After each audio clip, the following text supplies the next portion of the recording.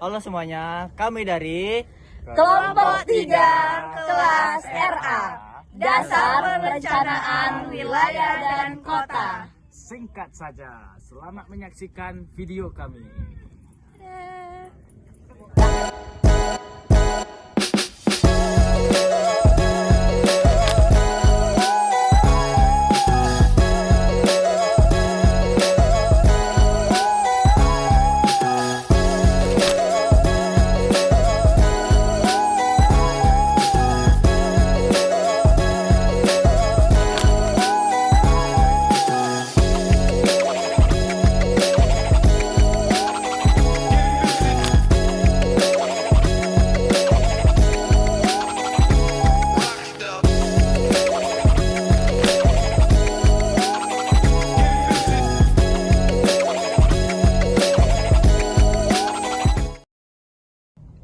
Selamat datang di video kali ini.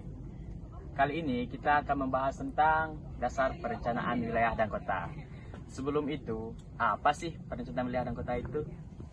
Nah, teman-teman, perencanaan adalah menetapkan tujuan dan langkah-langkah agar tujuan tersebut dapat tercapai dengan perencanaan yang memanfaatkan sumber daya yang efektif dan efisien.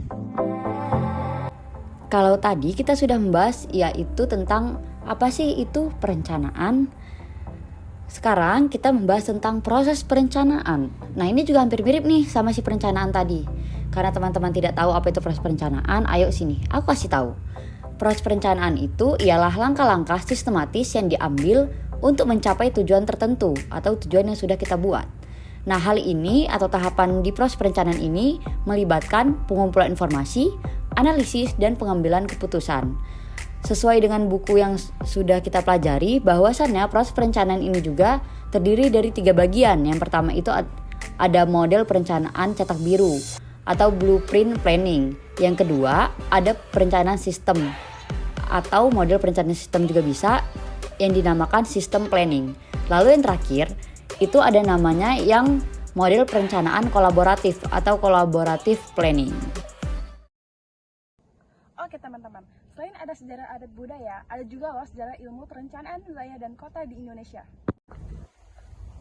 Perencanaan wilayah di Indonesia sudah dimulai sejak zaman kerajaan, yang mana pada masa itu perencanaan wilayah lebih bersifat tradisional, hanya melihat aspek budaya saja. Masuknya kolonial Belanda membawa perubahan yang signifikan. Belanda memperkenalkan sistem perencanaan yang lebih baik dengan tujuan mengelola sumber daya dan meningkatkan ekonomi. Dengan urbanisasi dan pertumbuhan penduduk yang pesat, ilmu perencanaan kota semakin penting. Pada tahun 1990, muncul berbagai undang-undang yang mengatur tata ruang dan perencanaan wilayah. Di era digital ini, teknologi informasi memiliki peran dalam perencanaan wilayah dan kota. Penggunaan JIS dan data analitik membantu perencana dalam mengambil keputusan yang lebih baik. Ngomongin soal perencana, apa sih kira-kira cita-cita yang bisa kita gapai atau peluang kerja ketika kita udah menjadi seorang perencana? Oke teman-teman, perencana adalah profesional yang merancang dan mengelola tata ruang baik di tingkat kota maupun wilayah. Mereka berfokus pada perkembangan yang berkelanjutan dan mengatasi permasalahan sosial serta lingkungan. Lulusan perencana ini dapat bekerja di instansi pemerintah, perusahaan konsultan, dan organisasi non-pemerintah. Peluang kerja sebagai perencana pun juga semakin luas. Di pemerintah daerah dan pusat atau instansi pemerintah dapat menjadi perencana dalam proyek pembangunan infrastruktur dan tata ruang. Di konsultan swasta, dapat bergabung dengan perusahaan konsultan yang menyediakan jasa perencanaan. Dan di organisasi non-pemerintah, dapat bekerja untuk lembaga yang fokus pada pembangunan yang berkelanjutan dan isu sosial. Nah, teman-teman, ada loh yang dinamakan proses perencanaan. Teman-teman ada yang tahu nggak sih apa itu proses perencanaan? Nggak tahu.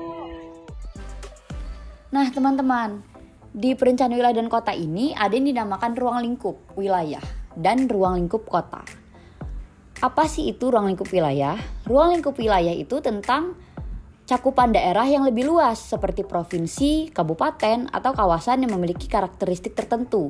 Pada ruang lingkup wilayah ini meliputi aspek sosial, ekonomi, lingkungan, dan budaya. Sedangkan di ruang lingkup kota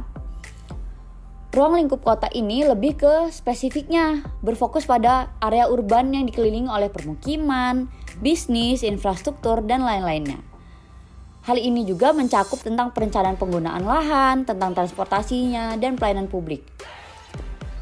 Kalau dilihat dari skalanya, ruang lingkup wilayah ini lebih besar yang mencakup berbagai kota. Sedangkan ruang lingkup kota ini itu entitasnya yang lebih kecil atau lebih fokus atau lebih spesifik. Kalau dari fokusnya, ruang lingkup wilayah ini lebih menekankan pada pengembangan yang terintegrasi. Sedangkan di ruang lingkup kota ini lebih berorientasi pada pengelolaan urban. Nah, yang terakhir pada aspek ruang lingkup wilayah ini mempertimbangkan faktor regional. Tapi di ruang lingkup kota ini lebih berfokus pada aspek perkotaan. Jadi seperti itu ya teman-teman, spesifik tentang ruang lingkup wilayah dan ruang lingkup kota. Nah, kalau dilihat dari ruang lingkupnya, berarti ada dong perbedaan-perbedaan substansi kajian dari pembangunan wilayah dan pembangunan kota. Apa aja sih perbedaannya? Nah, yang pertama itu ada perencanaan wilayah. Ini mencakup area yang lebih luas seperti provinsi dan kota. Substansinya meliputi pemanfaatan sumber daya alam dan pengaturan batas wilayah. Nah, produk perencanaan wilayah yaitu rencana tata ruang atau RT/RW merupakan produk perencanaan wilayah yang mencakup tata guna lahan, pola ruang, dan pengelolaan sumber daya alam. Nah, sedangkan perencanaan kota yaitu rencana tata ruang seperti rencana umum tata ruang perkotaan merupakan produk perencanaan kota yang menetapkan strategi pengembangan kota dalam jangka panjang. Suatu wilayah maupun desa atau kota memiliki isu atau permasalahan. Kira-kira apa sih isu atau permasalahan yang berkaitan dengan TWK? Nah, isunya adalah perencanaan yang kurang matang. Yang pertama, dilakukan oleh studi kelayakan yang kurang mendalam. Sebelum proyek, seharusnya dilakukan studi kelayakan yang komprehensif untuk menganalisa potensi dalam ekonomi, sosial, hingga dampak lingkungan. Sayangnya, hal ini seringkali kurang diperhatikan.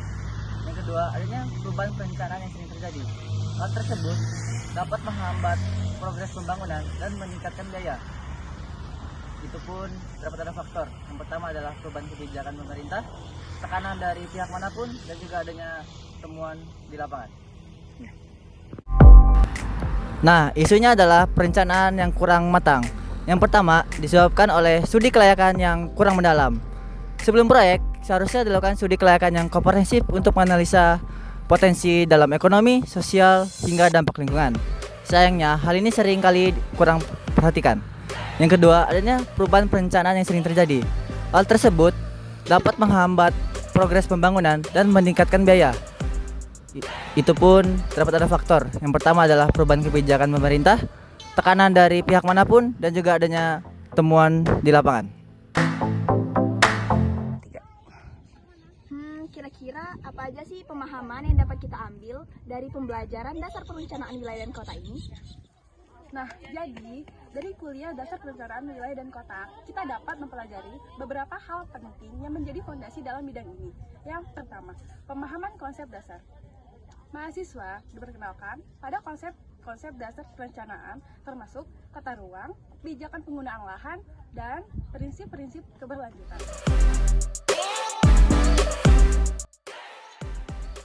Nah, yang kedua, ada analisis isu-isu kontemporer, yaitu kuliah ini juga mengajarkan bagaimana menganalisis isu-isu kontemporer yang dihadapi oleh kota-kota, seperti urbanisasi, perubahan iklim, dan pengelolaan sumber daya. Yang ketiga, perkembangan pendidikan PWK di Indonesia. Nah, kita jadi tahu loh bagaimana asal-usul awal mulanya ilmu PWK datang di Indonesia. Dari setiap tahapan-tahapannya, Mahasiswa jadi tahu siapa saja tokoh pelopor pendidikan POIK di Indonesia.